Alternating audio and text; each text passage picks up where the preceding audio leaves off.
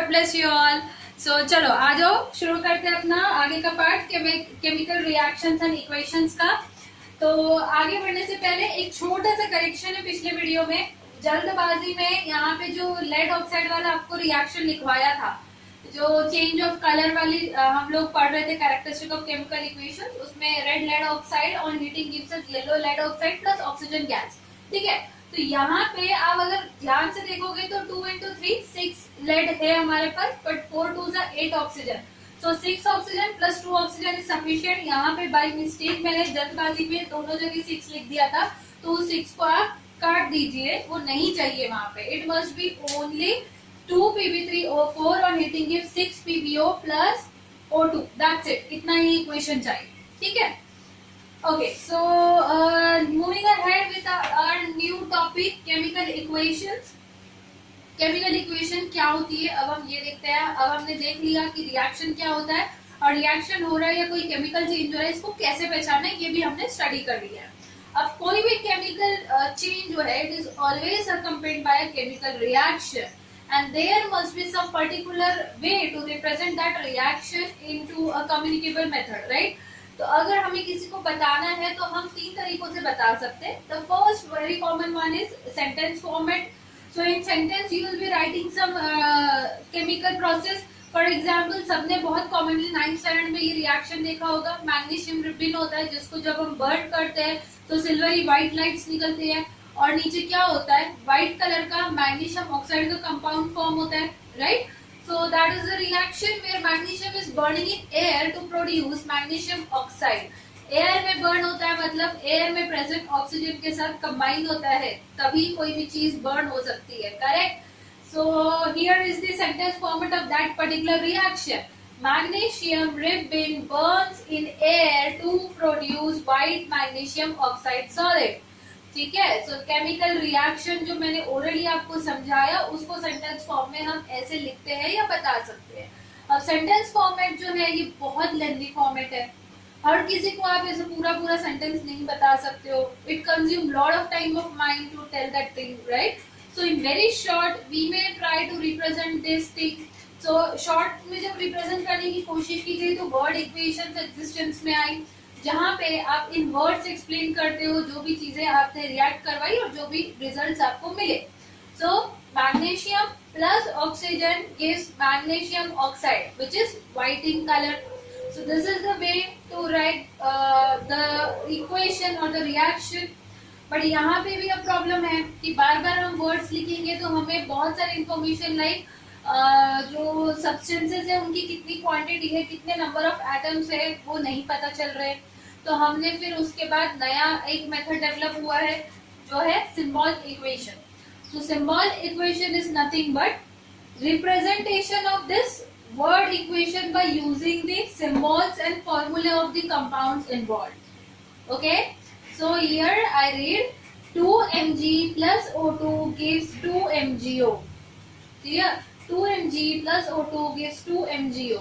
What is this? This is symbol equation. What is a chemical equation? It gives us link between the reactants and the products. It is telling us about the different quantities of both the things. It is telling us how the things are reacting and how the products are formed. What are the products formed? Okay. So symbol equation is nothing but the representation of a chemical reaction by using proper symbols like plus, arrow, ये सारे symbols है, right? By using proper symbols and formulae of the elements or compounds involved in that particular reaction. Please note down this definition in your notebooks. Next, let us see chemical equation जो होती है उसमें क्या क्या चीजें होती है। There is a plus sign here between Mg and O2. This plus sign denotes combination, addition. The plus sign denotes that these two things are either getting reacted or these two things are either getting formed. So left hand side में जो चीजें होती है वो reactants होती है, right hand side में जो चीजें होती है वो products होती है। जो arrow होता है वो denote करता है reaction का direction.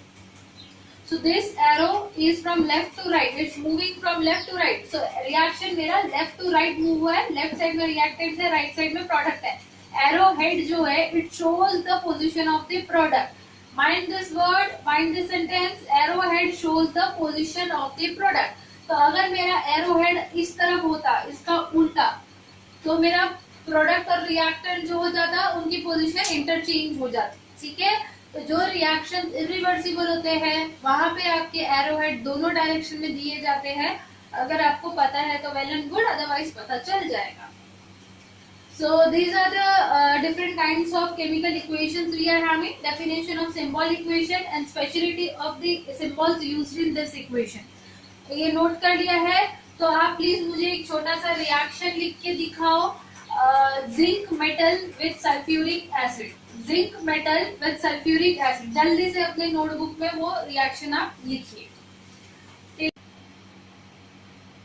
सो आई होप आप लोगों ने रिएक्शन लिख लिया होगा। Just check the reaction, zinc plus sulphuric acid. Sulphuric acid का सिंबल क्या है, सॉरी फॉर्मूला क्या है, H2SO4। जिंक का सिंबल क्या है, Zn। So Zn plus H2SO4 is going to give you ZnSO4 plus H2 gas will be evolved, right? So this is what zinc sulfate plus H2 gas. So zinc has replaced hydrogen over here. So आप लोग ये reaction जो है ये 8th standard में बहुत अच्छे से कर चुके हो। मेटल्स एंड नॉन मेटल्स में जब भी कोई एसिड किसी मेटल से रिएक्ट करता है तो डिस्प्लेसमेंट रिएक्शन ऑकर होता है, correct, good. So moving ahead towards the speciality of chemical reactions, या फिर हम बोल सकते हैं chemical equations. Please note down the topic, speciality of chemical equation. Speciality of chemical equation, ठीक है। तो यहाँ पे आप ये chemical equation को note down कर लीजिए। Speciality of chemical equation में अब आपके पास एक chemical equation है, यहाँ पे क्या है हमारे पास reactant, as a reactant we are having calcium carbonate, CaCO3। So calcium का symbol capital C small a, carbon capital C, O capital O। ये सारे के सारे लेटर्स जो है सिंबल सबका लेवल सेम होना चाहिए, सारे के सारे एक जितने बड़े होना चाहिए। ऐसे नहीं होना चाहिए कि आपका C कैल्शियम इधर है, कार्बन इधर है, O इधर है। डू नॉट डू दिस, ठीक है। कैल्शियम इधर है, कार्बन इधर है, ओ और छोटा हो गया, प्लीज ये सारी चीजें ना करें। या फिर कैल्शियम और कैपिटल ACO3 ये भी ना करें, ठीक है। ये सारी चीजें गलत है। आपको कैसे लिखना है, प्रॉपर सिंबल्स यूज करने हैं। तो कैल्शियम का C कैपिटल होगा, A छोटा होगा, कार्बन का C कैपिटल, ऑक्सीजन का O कैपिटल। जो कैपिटल लेटर्स है उनका जो साइज है वो एक जितना होना चाहिए, कोई भी माल नरिश नहीं होना चाहिए, सारे एक जितने केपेबल एलिमेंट्स है हमारे। और symbols must be written as it is, तो उसमें कोई भी आप चेंजेस करते हो it won't be weird. So giving the products on heating, calcium carbonate actually decomposes to give us two products as calcium oxide CaO and calcium dioxide CO2. Fine. So what is the speciality? First speciality of chemical equation is that it tells us about the reactants and products properly. So क्योंकि यहाँ पे आपने proper arrow use किया है तो आपको पता चलता है कि रिएक्टेंट कौन से है, प्रोडक्ट कौन से है, clear. Second thing, chemical equation tells us about the mass of the compounds involved in it. So here I am capable of finding out the mass of calcium carbonate. 100 ग्राम कैसे आया, सबको पता है, आपने ये एक्सरसाइज कर रखी है पहले 9th में, आपने मासेस निकालने सीखे थे एटम्स एंड मॉलिक्यूल चैप्टर में, है ना।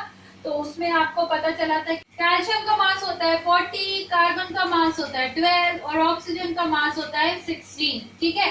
तो कैल्शियम कार्बोनेट का आप एड ऑन करोगे सबका मास, 3 टाइम्स ऑफ ऑक्सीजन क्या होगा, 48 plus 12 plus 40 will give me 100 ग्राम। वैसे प्रोडक्ट के मासेस आप निकाल सकते हो, क्योंकि आपने यहाँ पे प्रॉपर कंपाउंड यूज किए हैं, उनके फॉर्मूले यूज किए हैं, तो आप क्या कर सकते हो, उनके मासेस कैलकुलेट कर सकते हो। So first speciality is that we come to know about the formula of the compounds involved, we come to know about the reactants, which are the reactants and which are the products, क्योंकि ये symbols हमें बता रहे हैं ये चीज। Second speciality is that we can calculate the masses of the compounds involved. Third speciality is that we can see or we can check the number of atoms of particular element involved. So here 3 atoms of oxygen are involved in the reactant side, 1 of carbon and 1 of calcium. At the product side again we can see 1 atom of calcium and oxygen, and total oxygen के 3 atoms है और carbon का 1 atom है। So third speciality क्या है, number of atoms आपको दोनों side कितने हैं एलिमेंट्स की ये पता चलता है। फोर्थ स्पेशलिटी क्या है आपकी, फोर्थ स्पेशलिटी ये होगी कि आपको कोई अगर गैसियस कंपाउंड मिलता है, if you are getting some gaseous compound then you are able to find out the volume of it, because in mole concept we have learned that 1 mole is equivalent to what, Avogadro's constant Na, right? It is also equal to 1 gram molar mass or 1 gram atomic mass of any substance. Similarly, at STP, standard temperature pressure condition, STP, which is nothing but 273 Kelvin temperature और 1 atmospheric pressure, ठीक है, STP ये होता है। So 1 STP पे कितना होता है 1 मोल, मतलब 22.4 लीटर ऑफ एनी गैस होता है। जिसको पता है ठीक, नहीं पता है प्लीज इसको नोट डाउन कर लीजिए। तो एट STP किसी भी गैस का 1 मोल मतलब उसका 22.4 लीटर वॉल्यूम होता है। तो इस इक्वेशन में अगर ये STP पे होती कंडीशन पे, STP कंडीशन पे रिएक्शन हो रही होती तो मुझे 22.4 लीटर कार्बन डाइऑक्साइड गैस मिला होता। क्लियर? ओके। बट अब एक चीज मैं आपको बता दूं, यहाँ पे जो हमारे रिएक्शंस है जनरली वो STP पे नहीं होते हैं, those are carried out at NTP, normal temperature pressure condition. Normal temperature pressure condition ये क्या होता है, ये होता है 298 केल्विन। 298 केल्विन मतलब कितना, 25 degree Celsius, which is nothing but our room temperature. So room temperature पे जनरली हम इक्वेशंस को कंसिडर करते हैं 298 केल्विन पे और 1 एटमॉस्फेरिक प्रेशर पे, ठीक है। So note down the difference between STP and NTP। Okay, so this equation, this reaction is neither occurring at STP nor NTP. It is actually occurring at some higher temperature, क्योंकि हमने यहाँ पे बहुत सारा heat दिया है, तब जाके कैल्शियम कार्बोनेट डिसइंटीग्रेट हुआ है to give us calcium oxide and carbon dioxide gas. Clear? और कोई स्पेशलिटी है? डेफिनेटली एक लास्ट स्पेशलिटी यहाँ पे ये है कि इस रिएक्शन के थ्रू हमें किसी भी पर्टिकुलर रिएक्शंस में, कंपाउंड्स में से जो भी हमारे प्रोडक्ट होते हैं उसमें से हम पता कर सकते हैं कि एक पर्टिकुलर एलिमेंट की वैलेंसी क्या है। फॉर एग्जांपल मैं आपको इजी वाला रिएक्शन अगर बात करूं, जैसे आपने किया था zinc plus sulphuric acid, okay, तो क्या मिला था, ZnSO4 प्लस H2 गैस मिला था। तो यहाँ पे जिंक ने क्या किया था, 2 हाइड्रोजन को रिप्लेस किया है। जिंक हैज रिप्लेस 2 हाइड्रोजन और एक हाइड्रोजन की वैलेंसी 1, तो 2 हाइड्रोजन को जिंक रिप्लेस करता है, मतलब जिंक की वैलेंसी हो गई 2। Clear?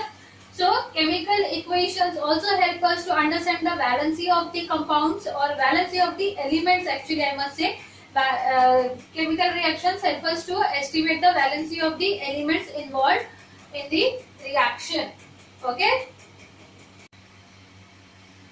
so now we are having second topic, new topic for the day, which is unbalanced chemical equation and balanced chemical equation. तो हमें पता है जो भी हमने अब तक देखी इक्वेशंस, वो कहीं ना कहीं क्या हो रहा था, वहां पे नंबर ऑफ एटम्स इन्वॉल्व थे, उनके मासेस इन्वॉल्व थे। अब इसके बेसिस पे हमारे पास 2 टाइप्स ऑफ इक्वेशंस आती है। अगर सिंपली मैंने आपको बोला यहाँ पे कि मैग्नीशियम है, मैग्नीशियम रिबन है, उसको हमने हीट किया ऑक्सीजन की प्रेजेंस में to get MgO, right. So in this equation if you are able to see, you can see that magnesium reactant पे एक ही है और प्रोडक्ट पे भी एक ही मैग्नीशियम एटम है। वैसे ही ऑक्सीजन का रिएक्टेंट के साइड पे 2 एटम है, लेकिन प्रोडक्ट पे तो एक ही एटम है। तो ये एक एटम गया कहाँ, that is a big question. And equation कहीं ना कहीं डिस्टर्ब हो गई है, कहीं ना कहीं इक्वेट नहीं हो रही है, बैलेंस नहीं हो रही है, दोनों तरफ सेम नंबर ऑफ एटम्स नहीं मिल रहे। एटम्स का डिस्ट्रॉय हो सकता है क्या, गायब हो सकता है क्या? We have learn that atoms are indivisible, atoms can neither be created nor be destroyed, right, they can never ever be destroyed. So ये कहीं जाएगा, रिएक्शन में से कहाँ जाएगा, बाहर जाएगा क्या? सो इस तरीके के जो रिएक्शंस होती है वो होती है अनबैलेंस्ड केमिकल इक्वेशन, जिनको हम स्केलेटल इक्वेशंस भी बोलते हैं। क्यों? क्योंकि ये एक स्केलेटन मिला है मुझे, मैग्नीशियम प्लस ऑक्सीजन वाला, मैग्नीशियम की बर्निंग वाली इक्वेशन का रिएक्शन का एक स्केलेटन मिला है। अब स्केलेटन को उठा के हम लोग बैलेंस करने की कोशिश करेंगे। बैलेंस करना मतलब क्या? To balance any chemical equation means to equate the number of atoms of particular element on both the sides of the equation. अर्थात जो हमारे पास एटम्स है किसी एक पर्टिकुलर एलिमेंट के किसी रिएक्शन में इन्वॉल्व, उनका नंबर दोनों साइड लेफ्ट और right side of the equation equal होना चाहिए। ठीक है, तो ऑक्सीजन यहाँ पे इक्वल नहीं है, अगर आप ध्यान से देखोगे तो हमें उसको इक्वल करना पड़ेगा। अगर वो इक्वल होता है तो रिएक्शन बैलेंस हो जाएगा। अब क्यों ऐसा होता है? मैंने बताया एटम का neither be created not be destroyed, तो वो डिस्ट्रॉय नहीं होने वाला है, उसको कहीं ना कहीं रहना ही पड़ेगा। तो हमें बैलेंस करने के लिए यहाँ पे क्या करना होगा? MgO के आगे 2 लिखना पड़ेगा, right? We can not write 2 at the bottom. यहाँ पे मैं O2 लिख दूं, बिल्कुल सही होगा क्या? Never, it is going to be absolutely incorrect. क्यों? क्योंकि MgO क्या है? ऑलरेडी एक कंपाउंड बन चुका है, एक फॉर्मूला है, एक बैलेंस स्टेबल फॉर्मूला है। अगर उस स्टेबल कंपाउंड के नीचे आप O2 लिखते हो तो क्या हो गया? इसकी जो स्टेबिलिटी थी वो खराब हो चुकी। एक मैग्नीशियम एक ही ऑक्सीजन को ऐड हो सकता है, अटैच हो सकता है। मैग्नीशियम का वैलेंसी 2, ऑक्सीजन का वैलेंसी 2, दोनों एक दूसरे से कंबाइन होके बॉन्ड बना के स्टेबल हो चुके हैं। अब जबरदस्ती नीचे 2 लिखोगे मतलब क्या? एक मैग्नीशियम को आप 2 ऑक्सीजन से अटैच करने की कोशिश कर रहे हो, ऐसा नहीं होगा। इसकी वैलेंसी 2, इसकी वैलेंसी 2, सबकी वैलेंसी 2, वैलेंसी 2 है और जुड़ने वाले 4 है, पॉसिबल नहीं है। ठीक है, तो do not ever do this thing. जो फॉर्मूला है सो है, एक बार बन गया, इसको बॉक्स कर दो इमेजिनरी लाइन से अगर आपको कंफ्यूज होता है तो, और बाहर इसके 2 लगाओ। अब ये 2 दोनों के लिए है, मैग्नीशियम के लिए भी है, ऑक्सीजन के लिए भी है, सिंपल अलजेब्रिक इक्वेशन जैसा। ठीक है, अब ऑक्सीजन 2 हो गए, मैग्नीशियम तो एक ही है। यहाँ पे रिएक्टेंट्स के साइड, प्रोडक्ट के साइड पे 2 है, तो क्या करोगे आप? Mg2 लिखोगे क्या? बताओ मुझे, ये सही है क्या? बिल्कुल भी नहीं, क्योंकि this representation means diatomic molecule of Mg, और Mg एक मेटल है, खुद ही खुद से कभी नहीं जुड़ेगा, डायटोमिक फॉर्म में आएगा ही नहीं। एक मैग्नीशियम का एटम हम 2 बार ले सकते हैं, तो एक चीज को 2 बार लेना है तो उसके आगे 2 लगाते हैं। ओके, गैसेस खुद से कंबाइन होती है स्टेबल होने के लिए, तो O2, F2, Br2, Cl2, N2, H2 ये वैलिड है, पर Mg2, Na2 मेटल्स के नीचे 2 वैलिड नहीं है। ठीक है, अब ये इक्वेशन में आप चेक करोगे तो 2 मैग्नीशियम है, 2 ऑक्सीजन है, उधर भी 2 मैग्नीशियम है, 2 ऑक्सीजन है। So this equation is now balanced equation. Why? Because it contains equal number of atoms of particular elements on both the sides.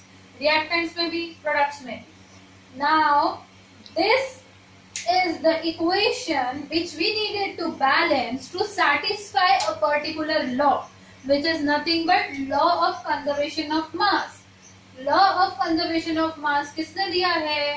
आप पढ़ चुके हैं, एंटोइने लेवॉइसर ने। ठीक है, जोसेफ प्राउस ने आपको डेफिनेट प्रोपोर्शन का लॉ दिया था, और एंटोइने लेवॉइसर ने आपको constant law of constant mass का लॉ दिया था, है ना? तो वो उसमें क्या बोला था उन्होंने कि कोई भी चीजें फिक्स प्रोपोर्शन में कंबाइन होती है to form a particular product. अर्थात इसके अलावा उन्होंने और एक लॉ हमें दिया है, law of conservation of mass, जिसमें उन्होंने बोला है mass can neither be created nor be destroyed, it is only converted from one form to another form in this whole universe. जैसे कि आप जानते हो कि अर्थ पे आप बोलोगे सैटेलाइट लॉन्च किया, वो तो बाहर चला गया, तो अर्थ में से मास का लॉस हो गया।